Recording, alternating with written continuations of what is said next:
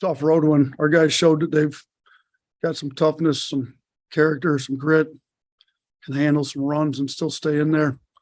I mean, after we beat Houston at Houston, I think our guys had some confidence that we could win anywhere. So I think we snapped a 17-game home winning streak. I think they've been 30 years since they lost to a ranked team as a ranked team. So there's a lot of things that hadn't been done in this building for a while that, our guys did well. We've got a talented group. They did a really good job on Brandon Miller for most of the game, and then he shook loose right at the right time. And I think he's grown up, in the past when he couldn't get a shot. I mean, he didn't get a shot attempt in the first half. He'd get a little frustrated, but when they're going to play him like that, that opens the floor up for everybody else. If they're just going to lock onto him, there's more space on the floor for everybody else, and we were able to take advantage of that. And we're missing Amari Burnett. Obviously they're missing Nick. We're both missing a McDonald's All-American. So, our depth's going to get even better when Amari comes back. So, but I thought our depth tonight really helped us. Both teams got in some foul trouble. And then, I thought we had more. JQ got his third in the first half. I thought we had more point guard play with Sears and Jaden Bradley being able to play it a little bit. So couldn't be more proud of our guys. Continue to get better every game. We just got to keep getting a little bit better every game and staying in this hunt for the SEC championship. Mike. You scored 19 of the last 25 points of the game after your timeout, with 4 minutes, 4:45 left. And obviously some big baskets by Clowney and Miller, just freshmen in that moment. Just what was that like to have young guys like that in that building, in that environment, to be able to come through like that? Man, Clowney's not scared of much, neither is Brandon, but we've seen it from Brandon, but Clowney stepped up big in some big games. I mean, I sat down and met with Clowney last night.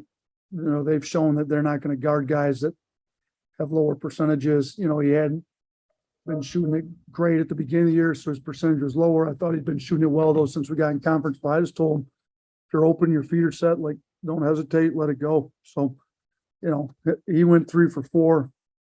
Brandon went 2 for 2. Those freshmen combined to go 5 of 6. I thought that 3 Noah Gurley hit was big, too, kind of stave off a run from him. So, Brandon's been big, clutch. I mean, he makes big free throws. He's made big shots, but those 3 threes between the two of those guys there when we were making that run was huge. James. Yeah, Nate, with with Connie being able to shoot that 3-pointer, especially off the pick and roll, is that really where you see him thriving in this offense, or is that just another part of his game that he's trying to develop? I mean, it's just another part of his game he's trying to develop that he's pretty good at. He had to get comfortable. He told me he missed his first 18 threes his senior year in high school and then ended up shooting like 40%. So I think he had to get a little comfortable here. He missed some early, making them now. If you got to come out and guard him, he can put it on the floor, drive you, finish at the rim, gets offensive rebounds. There's a lot that he can do, and we're going to try to use, him in multiple ways.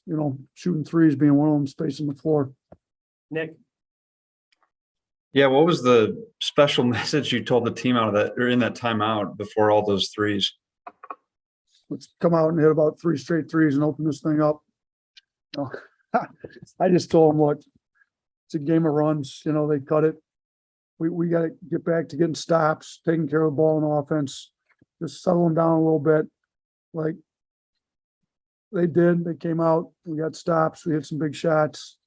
And we had problems inbounding the ball, which we got to get a little bit better. There's plenty of stuff we got to get better at. We know that, but we're work on that. But, I thought the guys did really well on defense. We had a group in there, Quinterly really coming along on the defensive end. Like, I'm really happy for him defensively. I mean, you look at the game, he's a plus 13 when he was in tonight, and he only played 11 minutes kind of because he had foul trouble. He had 4 fouls, but I thought he was good. He had the 1 turnover late where the ball just slipped out of his hands. But I thought his aggressiveness getting downhill was big, so we put him in to help the offense, but it really helped the defense. I thought too, they made some tough plays. Sears, we haven't even talked about Sears yet. I mean, he's our leading scorer, hit huge shots, got to the free throw line, 100% at the free throw line. I mean, he was really good too. So we had multiple guys that played really well. And out of that timeout, we just had a group in there that played well together and got stops. Tony. You spoke about Brandon's maturity, but how big was it to get him that bucket down low or early in the second half, just to kind of maybe get him on the board, get him kind of fired up and kind of, I guess, kind of spark the second half? Yeah, I mean, we had to get him some shot attempts. He's too good to not have any and a half. But like he said, they were doing a great job. We kind of had a package together for if they did that, and we didn't get to it enough. We made sure we ran one of those out of the gate. Jaden Bradley did a good job setting the screen to free him up. So then his guy was a little off him, and he's turning the corner off Charles pick and roll. He's gotten much better finishing at the rim too. So I was happy to see it. We kind of tied at the half. We did a good job, getting it tied at the half after we didn't do a very good job giving the lead up. And then I thought our start to the second half really won the game. Obviously, we had to close it there after they cut it to 2, but that start to the second half was good too. Charlie. Yeah, Coach, you mentioned Mark briefly earlier. Just how big was he, especially just from the jump whenever Brandon has kind of a slow start? I mean, we need somebody to score. Those two are our 2 leading scorers, and he always comes ready to play. I think his defense has gotten much better here recently. So, but offensively, man, we needed somebody to score the ball, and he was scoring it for us because they kind of sagged some guys and didn't play two guys that were decent, that were not shooting well. But Sears can make shots. We need him to shoot it, and he got downhill and scored the ball and got fouled both. 2 more, Mason. Outside the last run at the end of the second half, it was definitely a back and forth matchup. I think it was indicative by the fact that both teams tied with 37 rebounds, and then Arkansas only had 1 more foul than you guys, 23-22. Was that kind of indicative of how physical and intense the game was, from the beginning all the way to the end? I mean, it was super physical. I mean, guys were getting fouled. I mean, it's a hard game to officiate because, Anthony Black trying to get fouled every drive and does a good job picking up fouls. He's a big point guard. Jaden Bradley comes downhill at you. Brandon Miller comes. I mean, it's a really tough game to officiate. It was super physical. I mean, they're a tough team. They preach toughness, and we do the same. So it was, I mean, and we've been good in tough games. I mean, I think Houston's one of the toughest teams in the country. I thought the loss to UConn really kind of showed our guys, if you're not tough, you're not going to be able to win these big games. So I thought our schedule in the non-conference really prepared us for this game, and they didn't play as tough a schedule non-conference. So I think they were 1-3 last year. They're 1-3 again. They ended up 13-5 last year.